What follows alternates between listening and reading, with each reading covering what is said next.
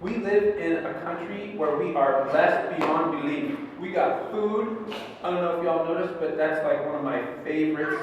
In-N-Out. In-N-Out double. Animal style.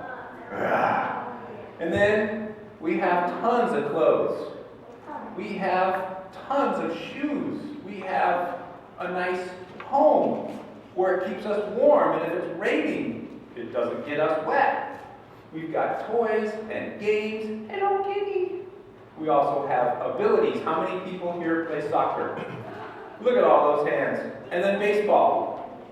And baseball? Yeah, baseball players? Okay. How many play basketball? Woo! Look at that. And then how many play football? Look at those hands. You play football? Did you injure your wrist playing football? No, I hurt my elbow this morning. Ouch. Okay, and then how many are dancers? Look at that. All of you guys that raised your hands, those are your abilities. Now, we also have families.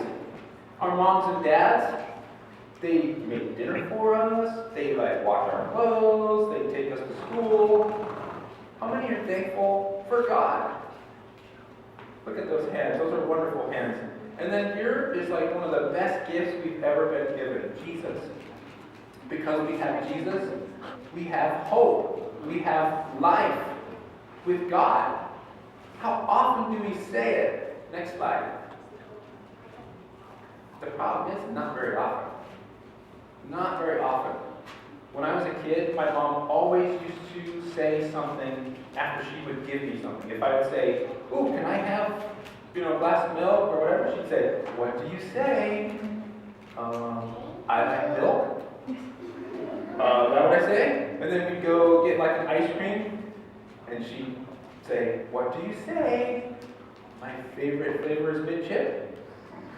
"Is that what I say?" "I don't know what to say." And she'd say, "No, you say thank you." "Oh yeah, thank you, Mom. Thank you for giving me ice cream." I gotta tell you guys, she said that to me probably a few thousand times. And do you think I got it? When I was a kid, it was so hard. Even as an adult, I forget. Sometimes I'll get something, and my sister, my older sister, she has taken on the job of mom. She'll say, "What do you say?" And I'm like, ugh. Now she's being my mom. But it's a good thing to remember to say thank you, because we take stuff for granted. I just walked through all that stuff that we have.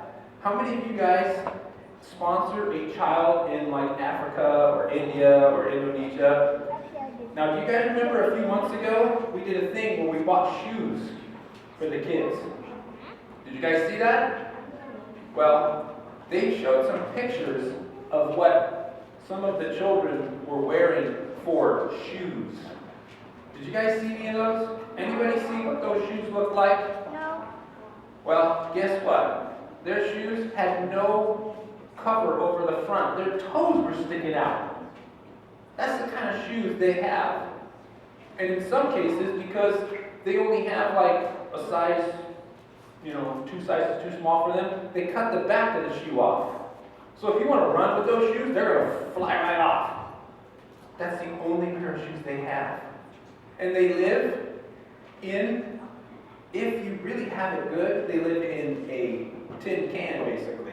They go and they find some paneling that nobody's using anymore, and they make a house out of it. Some people literally live in cardboard shacks. I don't know what to call it. Imagine if you were living in that type of environment. And the room was maybe, this big, and by that big, and all of you and your mom and your brothers and sisters all lived in that one room. And then, when you wanted food, you went to the trash dump, where people throw their food out, and you would pick up, that doesn't smell very good, that's probably not, that one's borderline. Might be able to eat this without getting sick. Think about that. Think about if that was your life. So,